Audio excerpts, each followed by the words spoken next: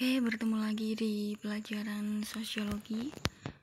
Kali ini kita akan membahas materi baru, dan materi ini adalah materi terakhir pada semester kali ini.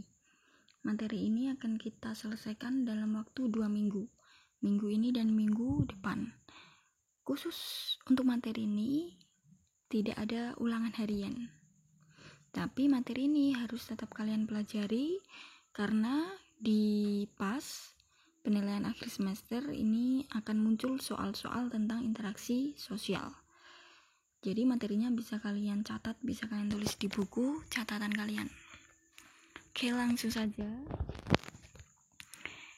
Di materi interaksi sosial kali ini yang akan kita bahas ada 5 hal. Yang pertama tentu definisinya, biar kalian tahu apa sih interaksi sosial itu. Syarat yang bisa dikatakan sebagai interaksi itu apa? Ciri-ciri hal-hal yang bisa dikatakan sebagai interaksi sosial itu yang gimana? Dan faktor apa saja yang mempengaruhi interaksi sosial? Sampai dengan bentuk interaksi sosial. Bentuk-bentuknya ada apa saja? Interaksi sosial yang bagaimana saja bentuknya? 5 hal ini akan kita bahas di materi interaksi sosial.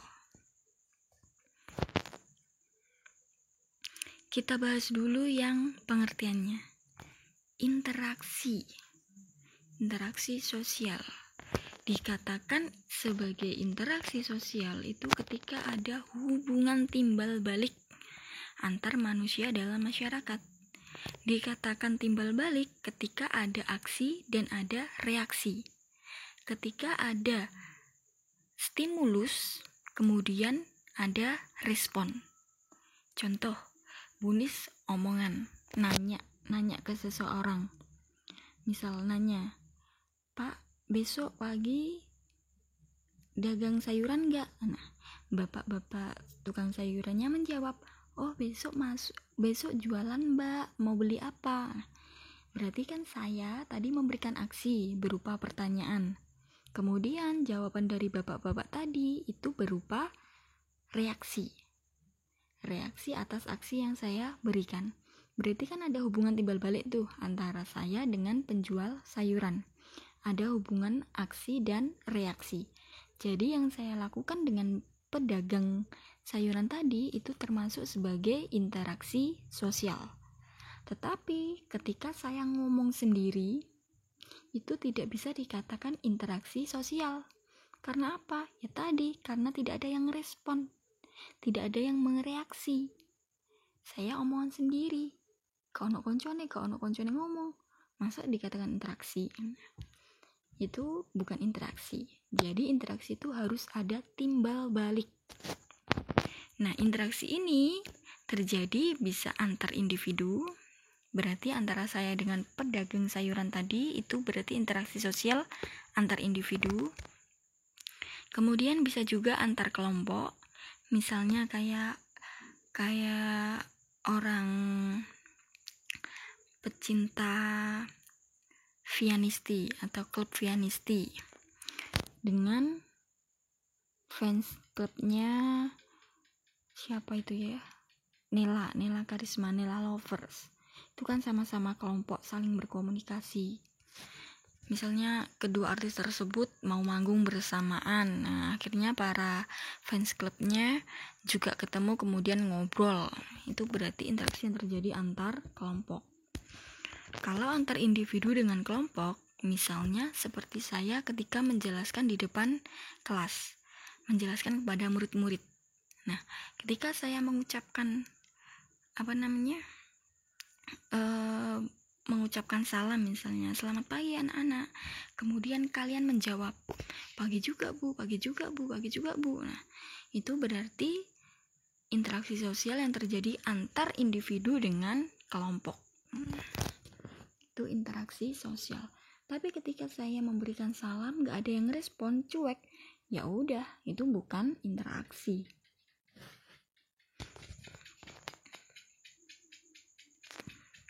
Selanjutnya, syarat interaksi sosial dikatakan sebagai interaksi ketika sudah memenuhi 2 hal ini, Yang pertama, kontak sosial. Yang kedua, komunikasi.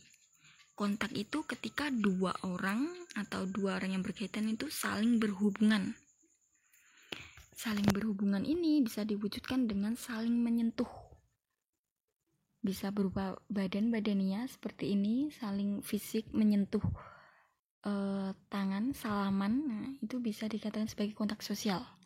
Atau kalian mungkin menepuk punggung temanmu, "Hey bro, apa kabar?" Nah, sambil menepuk punggung temanmu, itu dikatakan kontak. Tapi kontak tidak melulu tentang berhubungan badaniah. Tidak harus saling menyentuh fisik. Tapi apa? Misal, kalian dengan menggunakan simbol. Kalian ingin menyapa teman cuma dengan melambaikan tangan. "Hey, mau kemana?" gitu misalnya. Itu juga termasuk kontak. Karena itu awal timbulnya komunikasi. Tapi komunikasi itu apa? Komunikasi itu proses penyampaian pesan dan penerimaan pesan. Jadi komunikasi itu ada hubungan timbal baliknya. Kalau kontak belum tentu ada timbal baliknya. Belum tentu ada reaksinya. Dia cuma sekedar memberikan stimulus. Tapi ketika stimulus tersebut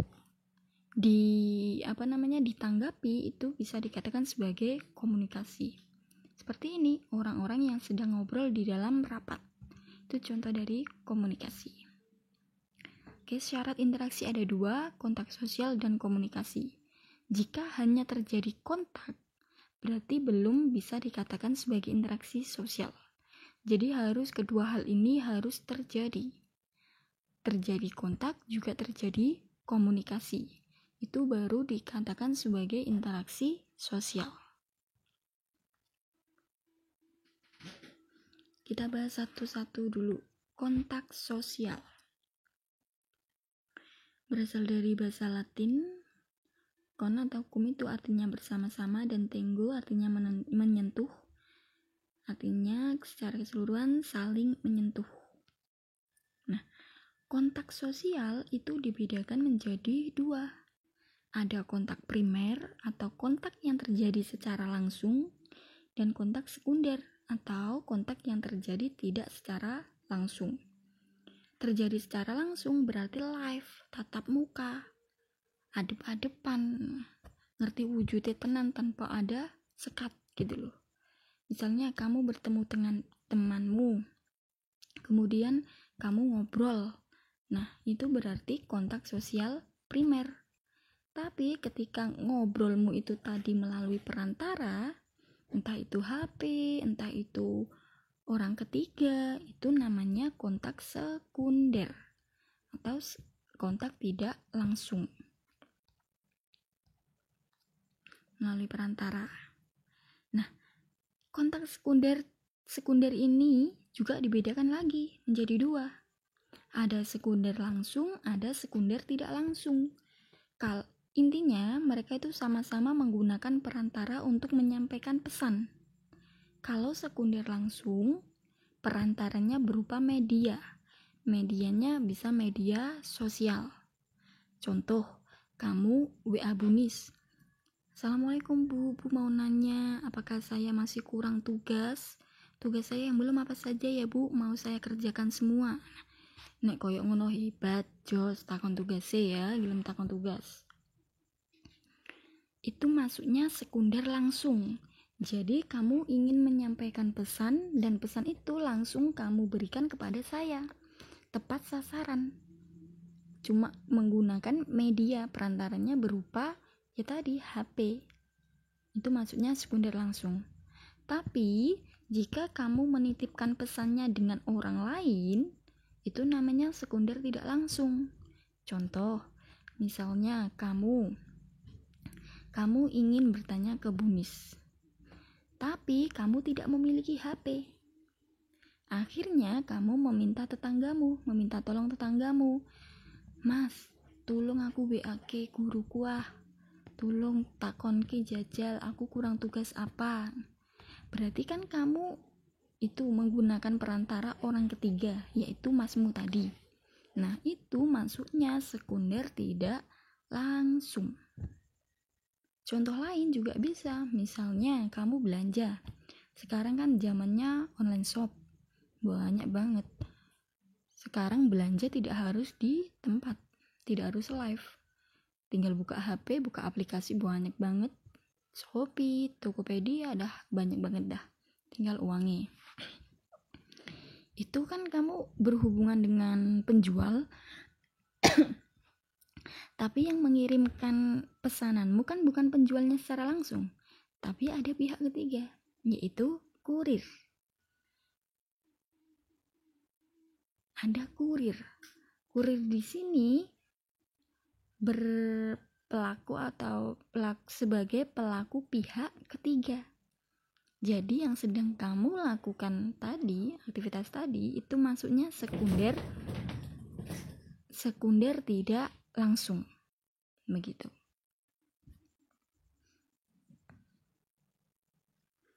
Selanjutnya yaitu komunikasi. Komunikasi itu proses penyampaian dan penerimaan pesan. Komunikasi itu dibagi menjadi dua. Ada komunikasi verbal dan non-verbal. Nek verbal itu ya komunikasi yang disampaikan dengan menggunakan bahasa, menggunakan kata-kata. Seperti saya ini sedang menyampaikan pesan yang bisa dikatakan sebagai verbal. Jika non-verbal itu bahasa yang kalian sampaikan menggunakan isyarat atau mungkin gerak-gerik atau simbol. Misalnya kayak bahasa itu loh Cah, yang buat orang yang tunarungu. Nah, itu kan pakai bahasa isyarat tuh. Itu masuknya non-verbal. Atau mungkin kalian misal arep takon koncone pas lagi ulangan.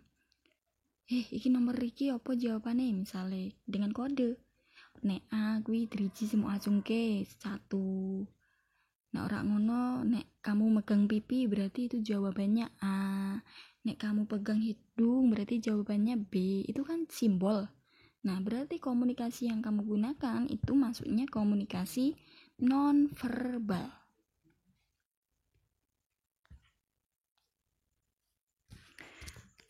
Unsur komunikasi ada 5.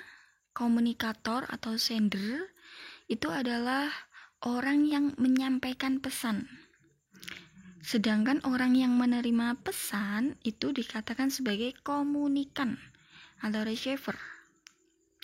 Sedangkan pesan sendiri itu adalah isi informasi yang kamu sampaikan. Sedangkan media itu alat yang kamu gunakan untuk menyampaikan pesan. Iso HP atau mungkin orang ketiga tadi. Kalau respon atau feedback itu ya berarti balasan dari siapa? Ya dari komunikan. Tapi komunikator dan komunikan ini bisa berubah-ubah posisi. Komunikator ya kadang jadi komunikan jika dapat balasan. Itu bisa. Itu adalah unsur-unsur komunikasi.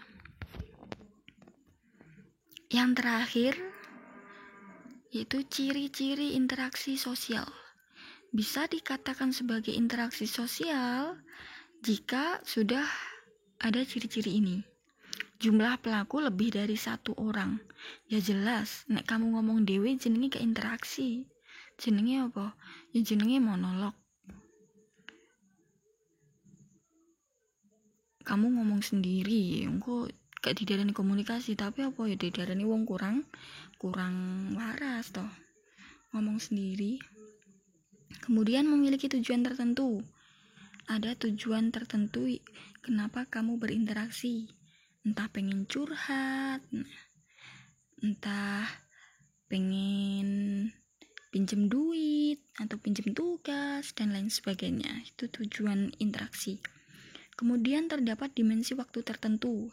Interaksi tersebut bisa kalian lakukan di zaman dulu atau mungkin zaman sekarang atau mungkin zaman yang akan datang. Misalnya kamu sudah berencana, besok aku mau SMS dia. Besok aja seminggu setelah ini misalnya. Terus yang terakhir terjadi komunikasi antar dua belah pihak. Ada hal yang disampaikan dan ada hal yang diterima. gitu. Jika ada pertanyaan, silahkan bertanya.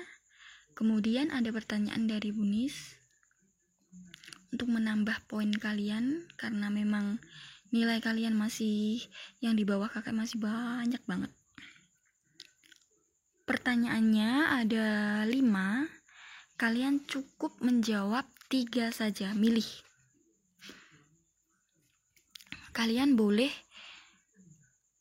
gini deh, nggak boleh browsing ya, nggak boleh browsing. Kalian cukup menjelaskan sesuai yang saya jelaskan tadi. Khusus kali ini tidak harus menjelaskan sesuai dengan apa yang saya jelaskan. Yang pertama, contoh dari interaksi sosial antara individu dengan kelompok. Pertanyaan kedua, contoh dari kontak sekunder langsung dan sekunder tidak langsung. Kemudian yang ketiga,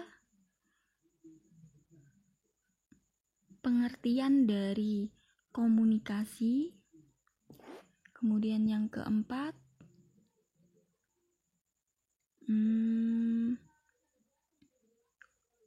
sebutkan 2 ciri interaksi sosial.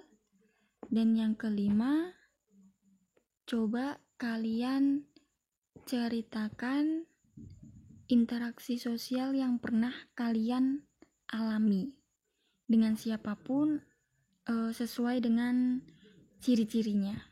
Oke? Sesuai dengan ciri-ciri interaksi. Jadi kamu berinteraksi dengan berapa orang, tujuan interaksimu apa, kamu lakukan kapan gitu. 5 soal tadi cukup jawab 3 saja. Oke, sekian dari saya. Terima kasih. Tetap semangat. Wassalamualaikum warahmatullahi wabarakatuh.